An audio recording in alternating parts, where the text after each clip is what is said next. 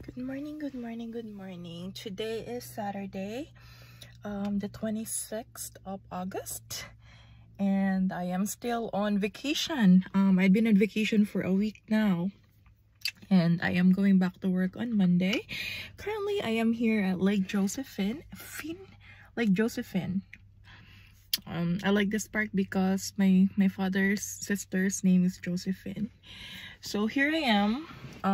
I just went there to watch the water, the lake, and it's pretty quiet. It's actually 11 o'clock already. I think it's almost 12 actually, and I'm heading back to work. I'm heading back home. I woke up a little bit late today because I went to bed late last night, and I actually did that on purpose because I had to do my hair. I want to do it something different this time. So yeah. Anyway, so the week has been extremely interesting in a good way. I went to Kentucky to see the Noah's Ark in Williamstown, Kentucky, and it was, I know I already recorded that video when I was there, but I don't feel like I did justice with explaining and describing how amazing it was to be there. Honestly, there's a lot of things that I learned from that experience, that Noah's Ark encounter. Actually, I bought a book from there. This is called Rooted. This is a devotion to ground women in the Word. This one is edited by Dr. Georgia Purdom and forward by Ken Ham. Answers for Women. So this is a beautiful daily devotion. There's scripture, and the good thing about this as well is that I've met Dr. Georgia. Well, we didn't really meet eye to eye, but I've seen her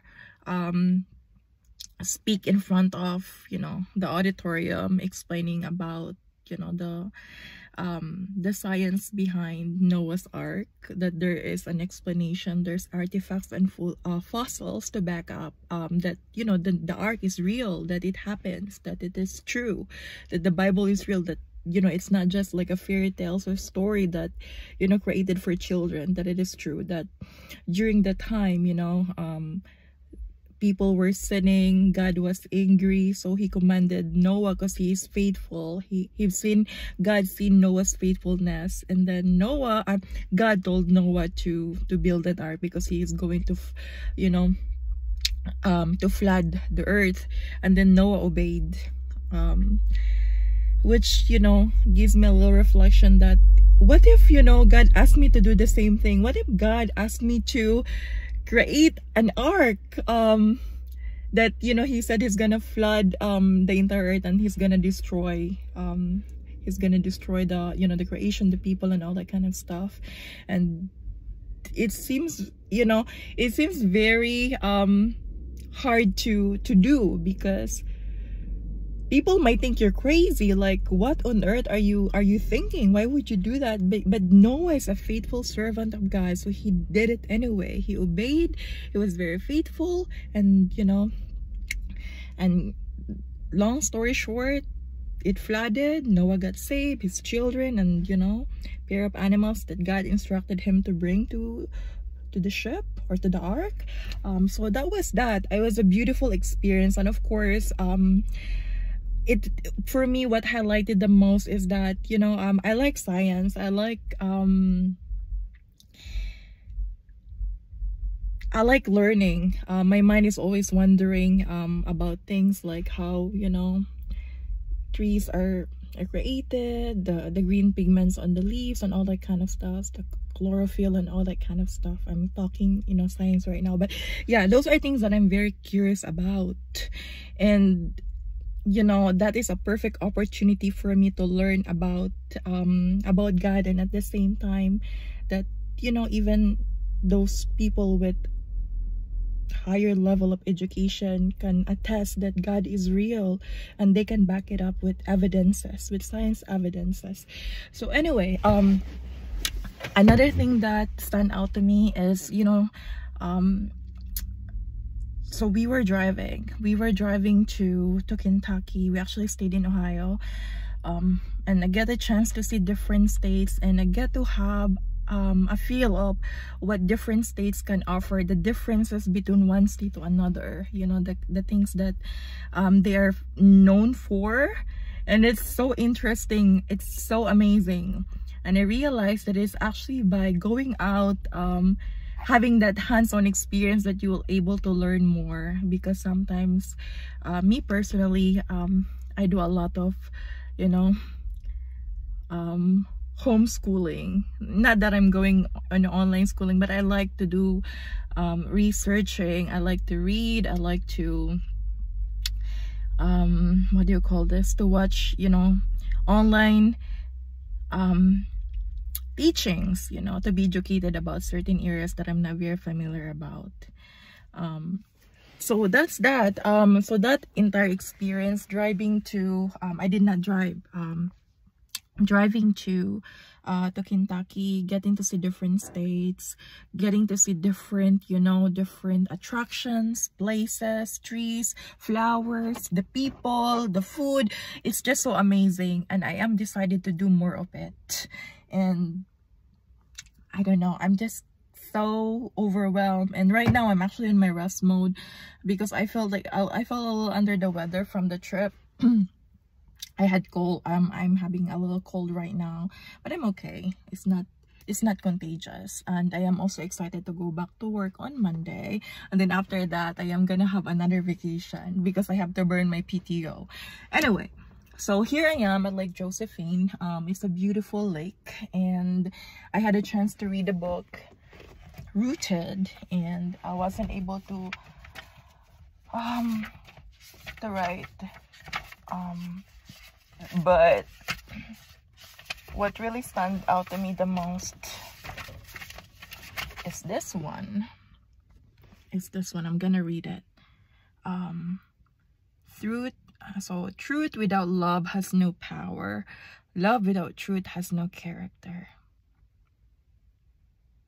This is really true. I'm just gonna read it. It is no service to the truth when someone declares facts in a spirit of hatred, arrogance, or contempt for his neighbors. Those attitudes are the fruits of falsehood and human pride. They have nothing whatsoever to do with truth. Indeed, one necessary, distinctive fruit of the truth is love, compassionate love, brotherly love, humble, warm-hearted, self-giving. Love, the kind of love embodied in the sacrifice of Christ. Greater love has no one than this, that someone lay down his life for his friends. Love is therefore the supreme test of whether we are really walking in truth. Anyone who does not love does not know God, because God is love. Truly, God is love. I see love everywhere. And we're not just talking about romantic love, but love towards our neighbor. Love towards our enemy. Not that I have enemy, because I don't think I have an enemy. I'm a very friendly person, and I honestly think that no one thinks of me as an enemy either. And that's a good thing to know.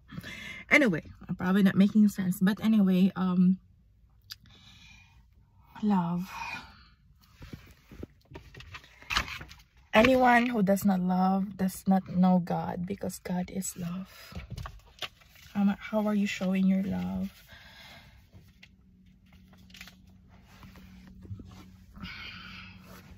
For me, showing love doesn't necessarily mean to be extra, you know, to be touchy, to be, you know, to declare your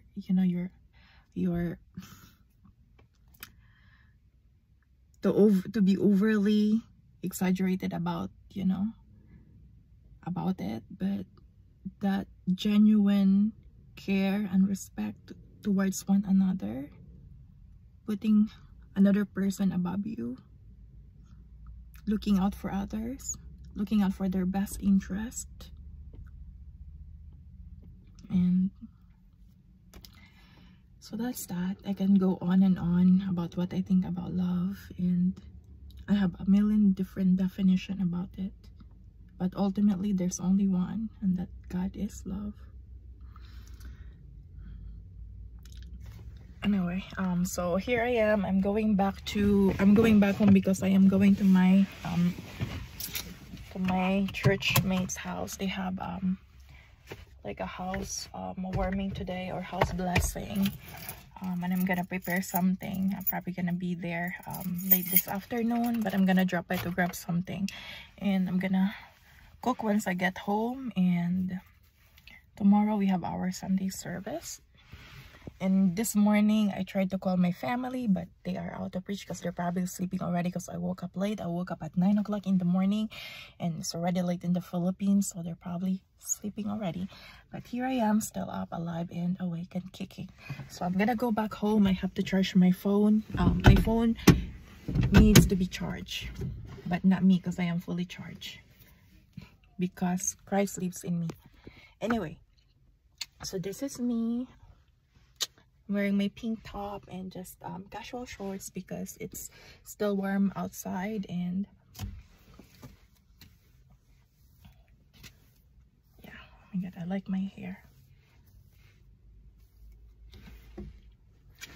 Okay, gotta go now. And so that is my testimony about my trip. It was amazing. I don't know what's the right word to describe it. You know, I wish I had more time to stay there, to to explore the place. But we're in a group, so I can't really like take all my time, just enjoying the place because we're a group. So, but I'm still planning to go back there. When my son is here, I'm gonna take him there. And also,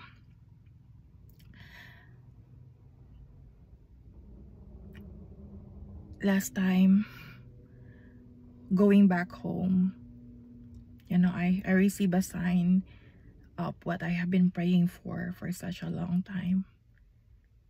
It's in Stillwater. Coming back home, I saw a sign. I prayed for it, and so that's a confirmation of what I've been praying for such a long time. So I'm just gonna keep waiting, because I know that it's worth the wait. So that's all I can say, and this is my testimony in the name of Jesus Christ our Lord. Amen.